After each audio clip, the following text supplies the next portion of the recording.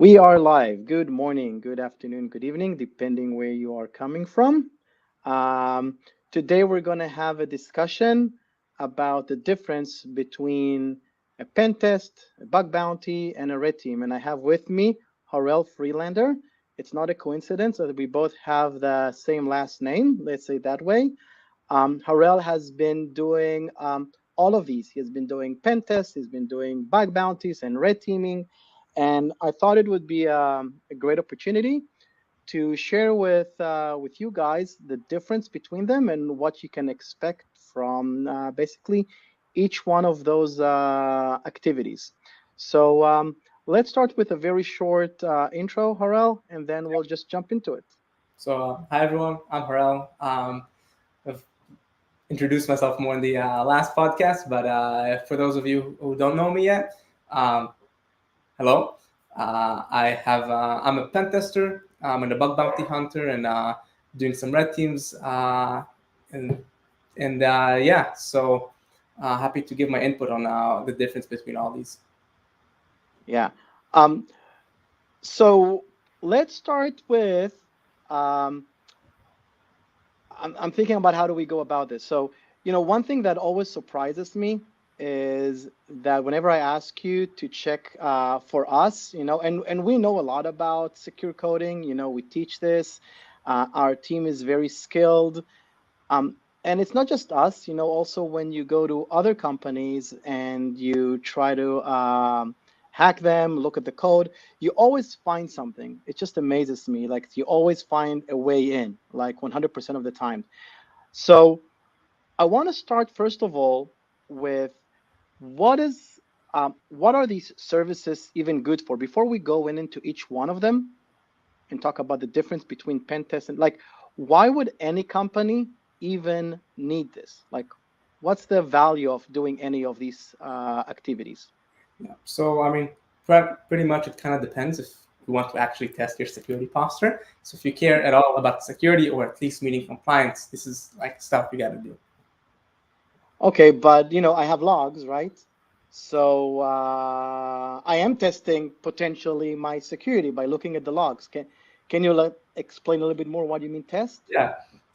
I mean, you can look at from a blue team perspective and try to detect attacks, but you're detecting attacks as they happen. You want to prevent attacks before they happen, and that is by having ethical hackers look at your actual code, test your security as if they were black hat hackers, and find and report to you vulnerabilities before they actually get exploited in real life. Okay. So when is a good time to start this? So I'm a young company. Um, when should I start thinking about this?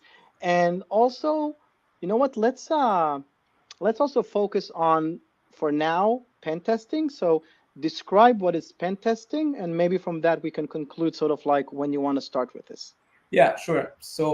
Pretty much pen testing, you actually have a professional try to hack um, whatever target you're trying to test. Like if you're trying to test a website or your network, you'll have an actual professional try to find vulnerabilities and test your security posture and controls, and to see if you have any exploitable vulnerabilities and stuff like that within your network. However, before you approach a pen test, I think it's important to kind of start thinking about security. Start thinking about security before you start having a pen test, getting a pen test. Because if you don't do that, then we will find a lot of shit in your network, in your website, which is going to be a very long report and is actually going to take a lot of time from us finding very meaningful stuff. So it's very important to start thinking about security and see if you actually are thinking about it in the right way and see if you've done everything right. If that makes sense. Yeah. So just to summarize, you're saying, it sounds obvious, but I saw that I see a lot of companies don't do that. You know, don't just bring a pen tester to see if you're okay. First of all, there's a lot of low-hanging fruit that anyone can tell you. Anyone that has a little bit of understanding in security. So you need to do your risk assessment. You need to find out the issues, put the controls in place, have somebody come in and do it for you if you don't know how to do it yourself, and only then bring a pen tester to basically test those controls. Otherwise, you're just spending money for somebody that may be expensive for just telling you the basic things that almost anyone can tell you, or not even doing a risk assessment. You're going to miss a lot of the things that you could have potentially um, be vulnerable to without even with regardless to pen test. 100%. Yeah, you don't want to have a pay a lot of money for a pen tester just Okay. for you to tell you, hey, you need to sanitize your user input. Yeah. This is something you should have Yeah. known before. Get us think Yeah. about these types of stuff. Okay. So if I did a pen test, am I secure? So I thought about security. I put my controls in place. I brought someone that someone tested my security controls. They gave me this report, medium, high, low. I fixed everything. Am I good to go? Am I secure? Um, you're not secure. Let's start off with that. I don't think anyone is in a state where they can call themselves secure. You're definitely a little bit more secure than you were before. But however, there are a few things you kind of need to consider. First of all, is you're not probably, I'm assuming you're probably not doing a regular pen test, right? Most companies who are doing pen tests, they do them maybe every year, every quarter, every few months. And these pen tests usually last around between a week to maybe 2, 3 weeks on average. And this is the time you're kind of giving someone a pen tester to try to find everything.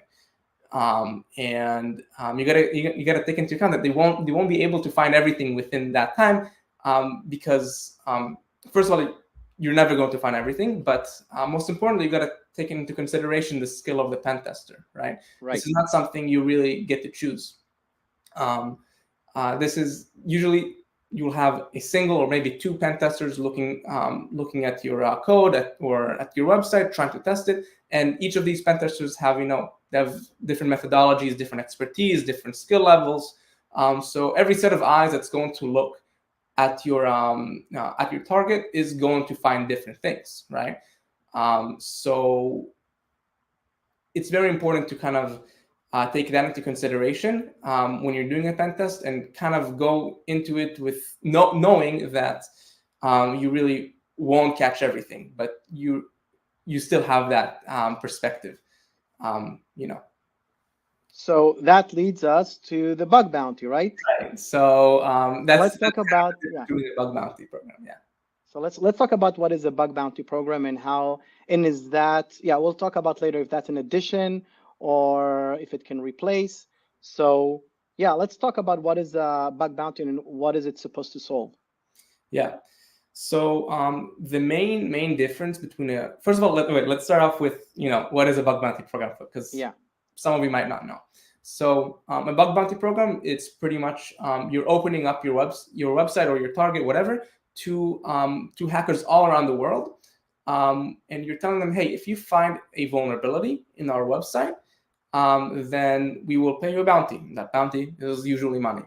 So what's the main difference between a bug bounty program and a pen test is that bug bounty programs usually they pay bounties for vulnerabilities that are exploitable right now. And that is different to a pen test, because a pen test will test for a lot of things, right? They will look for vulnerabilities, but they will also report, just security bad practice, risky security behavior that you're doing, things that you won't necessarily report in a bug bounty platform. So, for example, right, if I found that you don't have your HTTP only cookies, your HTTP only flag on your cookies, I will definitely report that on a pen test, because in case of an XSS, I will be able to steal your session cookies and then account takeover. Can't do that with a bug bounty platform, with a bug bounty report, because not having your HTTP only cookie is not a vulnerability that is exploitable right now, right? It's the XSS. So with pen test, you're also looking, for, is this a risk to your security? So that's the difference, right? You're looking for vulnerabilities that are not right now exploitable. The other difference is that, and that's I think the best difference, is that you have hackers all over the world looking for vulnerabilities in your website. A pen test is usually, as I said, 1, 2, maybe 3 people. But a bug bounty platform, you can have potentially hundreds of people with all different skill levels, expertise, methodologies, looking at your website, trying to find vulnerabilities. and you're going to get a lot of very diverse reports, right? You're going to definitely catch all, or I don't know if all, but you're going to catch a much larger amount of critical vulnerabilities, because you're going to have people looking in so many different ways. You're going to have maybe professionals looking with customized automated scanners. Some of them are going to be security researchers looking for novel techniques. Some of them are just looking for low-hanging fruits. So you're really going to get so many eyes on it, and it's also continuous, right? Unlike a pen test, which happens, a week every single year, this is going to actually be able to keep up with your developers. So all of these, I think, beat pen tests. But that being said, they are pretty expensive because you got to continuously pay for them. So that is definitely the biggest differences. I personally like them better as a Yeah. hacker myself. So when you say that beats pen test, do you mean that I can just do bug bounty instead of a pen test? I would definitely not recommend that Okay. for a few reasons. I think it beats pen tests in finding critical now exploitable vulnerabilities. It will just, because it's an ongoing thing with so many more people. Just the volume of it, you're going to find more, right? Um, that being said, there are things that pen tests are going to find which a bug bounty is not going to find. Which is why I recommend doing it before you do a bug bounty platform. Before you even start thinking about it, you got to do a pen test. This should be like the bare minimum, because again, there are many things that are going to be risky for you. For example, not having HTTP only cookies, or I don't know, maybe storing plain text credentials within a database. These are things that you won't catch in a bug bounty platform. No one is going to report that, and you're not going to pay for that. But a pen test will catch that, right? Which is really kind of going to help you think about layers of security. I guess a bug bounty platform sort of really only looks at one layer of security to see if it's exploitable now. But once the vulnerability is exploited, it's a matter of how much impact can an attacker cause, and that is something that a pen test should help more with, from my own personal experience. Cool. So that sounds like we have ourselves covered, right? Like you have the pen test, you have the bug bounty. So let's move to red team. So like now they came to me and say, look, it's a good advice for you to do a red team. Like why and when is it a good idea, if at all? So a red team, you definitely, first of all, it's definitely for more mature companies with a more mature security team. Definitely after a pen test, after multiple pen tests, you want to do that.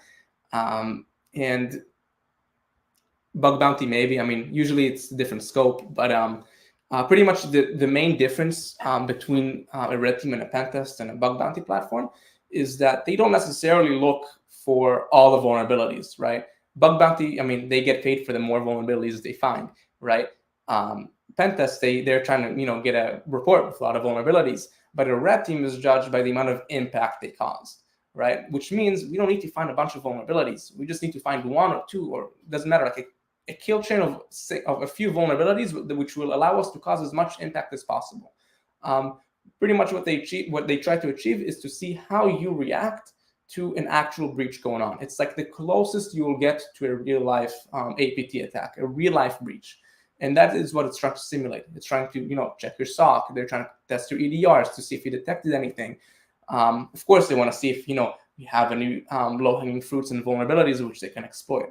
But we're going into it with the assumption that you've already thought about security. You already have all of these security solutions. You already have a good security team, and it's basically another name for it. For a red team engagement is also a red team simulation, right? You're literally simulating what it would actually look like.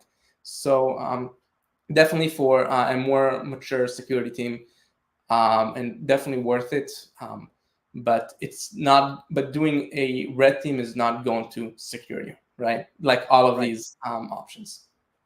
I think that's a good key because it sounds like, okay, if it's the highest in the list, if it's the most, if it simulates the closest to like a real attack, this should probably be what I want to choose and skip all the others. But in reality, like you said, you may be exploiting just a handful or even a single vulnerability and get to the keys to the kingdom, get to the crown jewels with minimal vulnerabilities. So there's still a lot of blind spots. So I think to just summarize everything you said, the pen test is sort of to check our controls. I would say, even if we roll back, first of all, think about security, right? Do the bare minimum at the minimum, do risk assessment, put the controls in place, then test it, bringing in a pen testing person, team, whatever, that they can check the controls.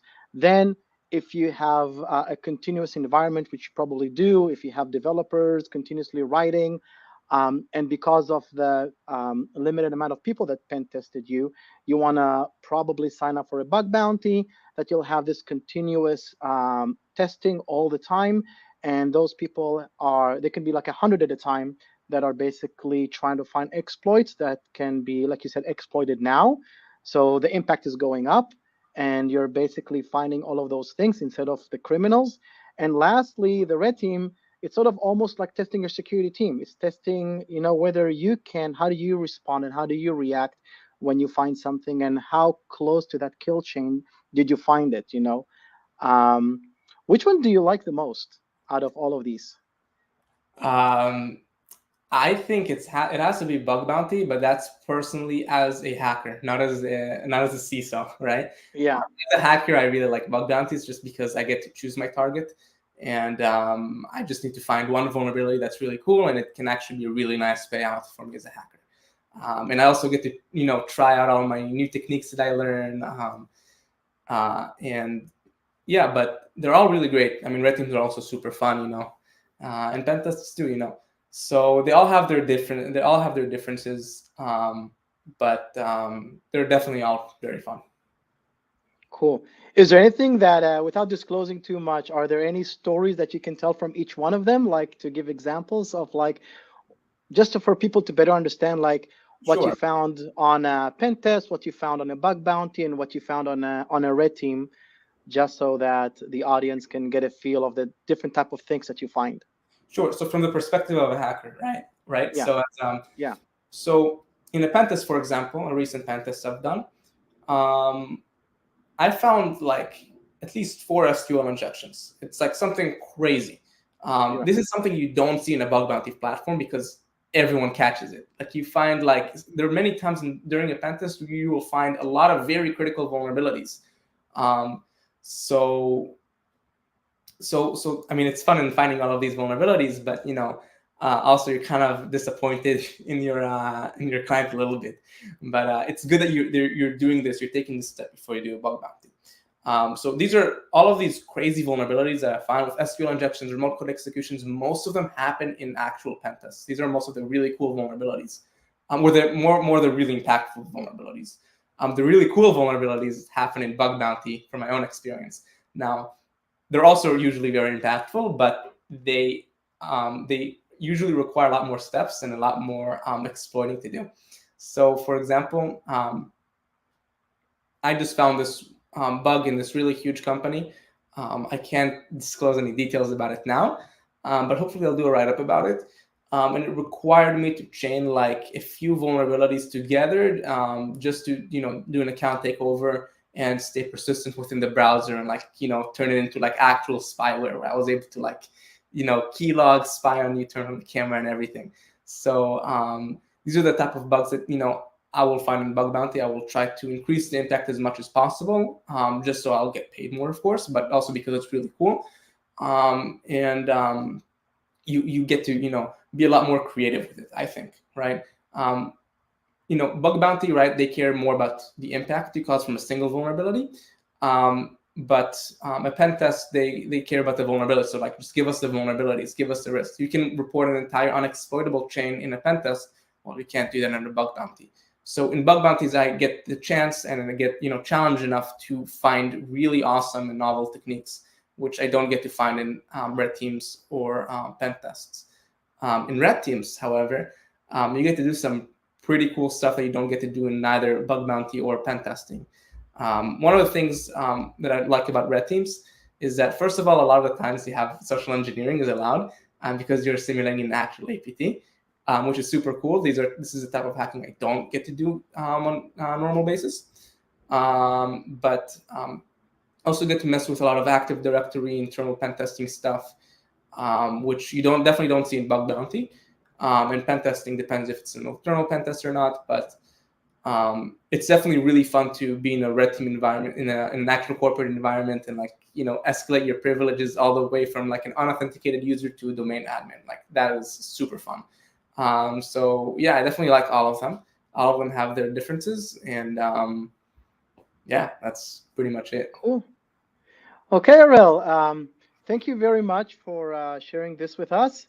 Um, Maybe the next one will do about one of those examples that you spoke about in the bug bounty, some of the novel techniques. There are a few that you shared with me that I think can be really, really interesting.